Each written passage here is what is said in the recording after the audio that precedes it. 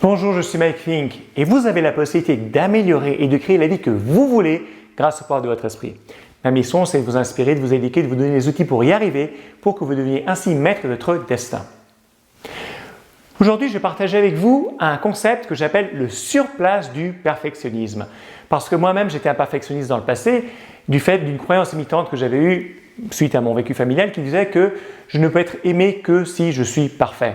C'était dû au fait que mon père me soumettait constamment à des tests, il voulait voir si j'étais digne entre guillemets de son amour, etc., etc. Donc, je sais exactement ce que c'est que le perfectionnisme. Alors, pourquoi je parle du perfectionnisme aujourd'hui? Parce que dans une autre vidéo, je vous avais parlé un petit peu de la procrastination et de la différence que ça faisait le fait de passer à l'action plutôt que de procrastiner. Mais en réalité, j'aimerais aussi maintenant vous parler d'un autre concept important qui est le fait que même si on passe à l'action, c'est important de passer à l'action en dépassant le perfectionnisme et je vais vous montrer pourquoi. Alors, sur ce graphique, ici nous avons le temps et ici nous avons les résultats. Et vous voyez que ici j'ai simplement fait la ligne qui dit que si on entreprend une action, eh bien on commence à avoir du progrès, on entreprend notre action, on avance, on entreprend notre action, on stagne mais quand même on va de l'avant. Ici on peut parfois revenir en arrière et finalement on atteint son objectif parce que la vie n'est jamais une ligne droite parfaite, il y a toujours des hauts et des bas, mais ce qui importe c'est que dans l'ensemble la tendance générale soit dans la direction de notre objectif. Mais qu'est-ce qui se passe lorsqu'on est un perfectionniste, comme je l'étais dans le passé? Eh bien on entreprend une action et en fait au lieu de passer à l'action suivante, on reste sur place. C'est-à-dire je dis non, je ne vais pas prendre l'étape suivante, je ne vais pas entreprendre l'action suivante, il faut que je finisse de mettre bien en place celle-ci.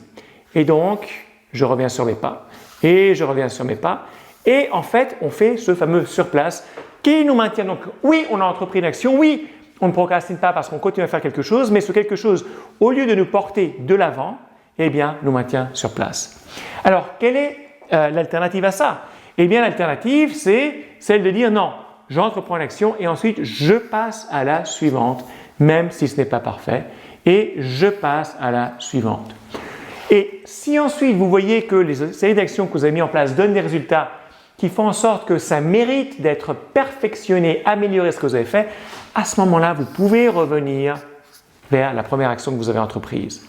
Et ensuite, vous repartirez, et vous repartirez, et vous repartirez. Si ensuite vraiment vous vous rendez compte que là aussi, c'est quelque chose que vous auriez pu améliorer, vous pouvez revenir.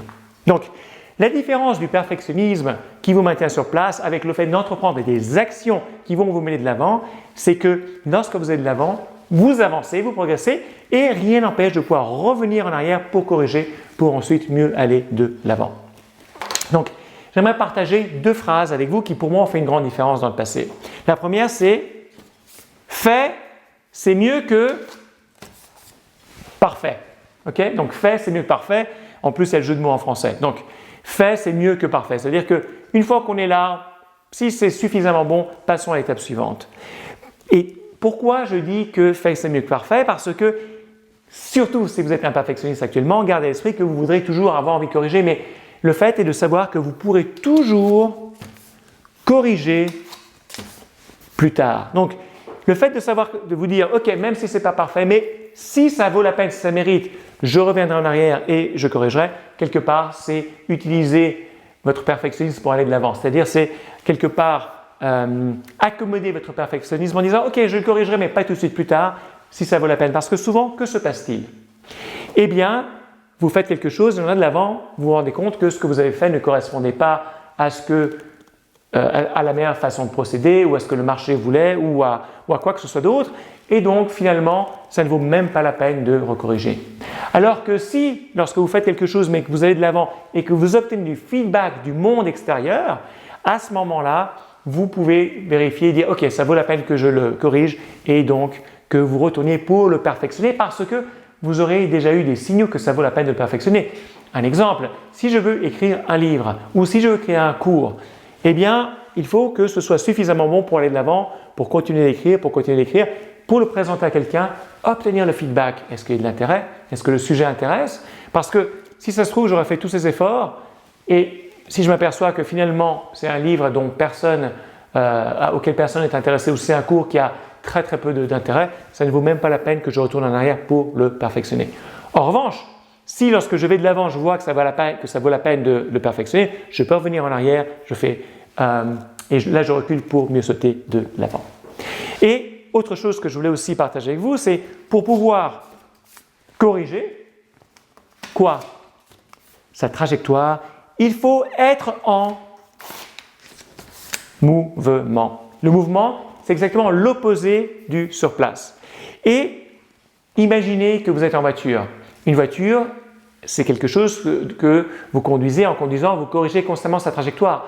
Mais pour corriger la trajectoire d'une voiture, elle doit être en mouvement. Le moteur doit être allumé, vous devez avancer. Si vous êtes dans le parking, il n'y a rien que vous puissiez faire. Il n'y a aucune correction que vous puissiez amener, même si vous voulez, parce qu'elle n'est pas en mouvement. C'est ce que je voulais partager avec vous. Ces concepts m'ont été très utiles, donc retenez ces phrases. Fait, c'est mieux que parfait. Vous pourrez toujours corriger plus tard. Et pour corriger cette trajectoire, il faut qu'elle soit en mouvement.